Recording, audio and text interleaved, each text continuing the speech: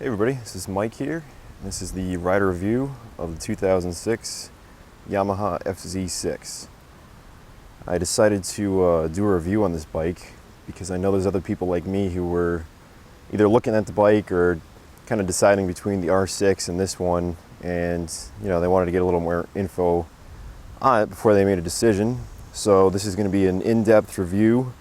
A little bit about myself. I'm riding for the past 3 years. I've bought and sold 6 other bikes, 5 street bikes, 1 dirt bike. I've probably logged 20,000 to 25,000 miles on 2 wheels. So I'm not an expert, but I do have a pretty good idea of what I'm talking about. So anyways, I just picked this one up last week.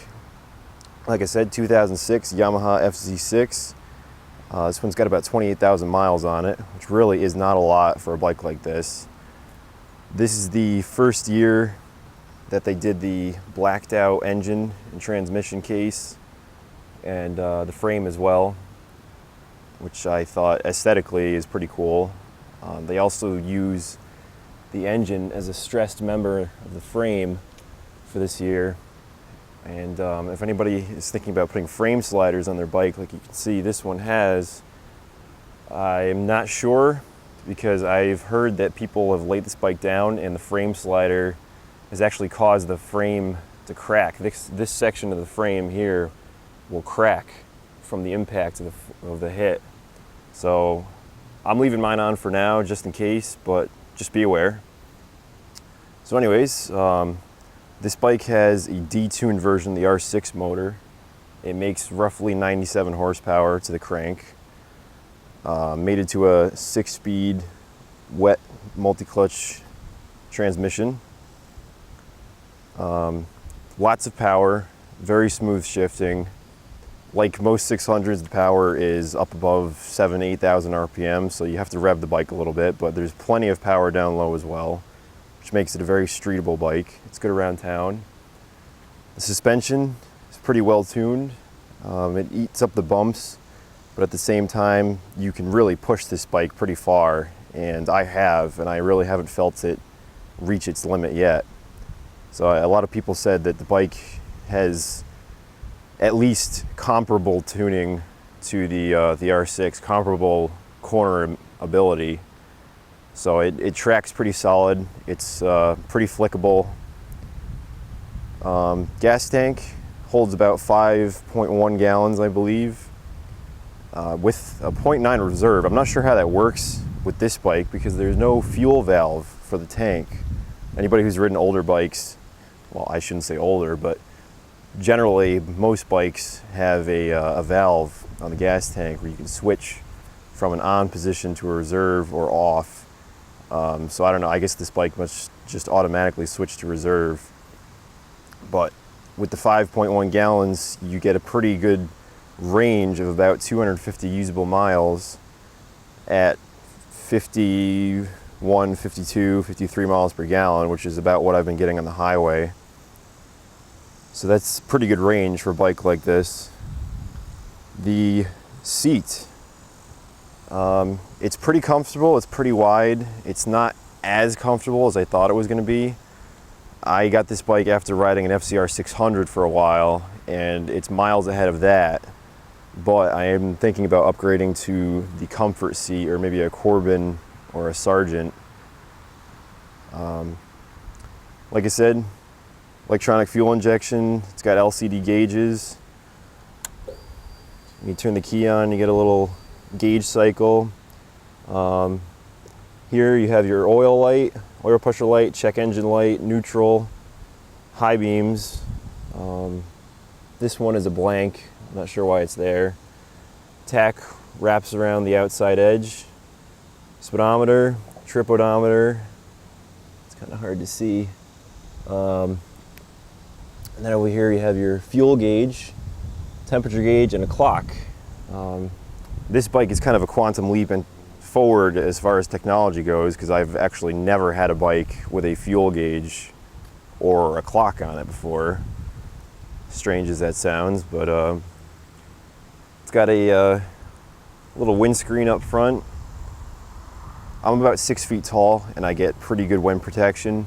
You do feel the buffet on the highway. I have a tank bag that I put on this bike when I'm cruising around and I need to carry a few things. The tank bag sits about here, and in that space, I would say up to about here, there's absolutely no wind. It's just kind of dead air. But anything above that, you will get some buffet. So I am thinking about getting the taller windscreen to do longer trips and things like that. The headlights, it's got the dual headlights up front. They are actually pretty bright. Your low beam just shuts one side off and your high beam is both together. I would say they're comparable to car headlights. Cruising around at night, they give you really good visibility. 2 piston calipers with dual disc up front.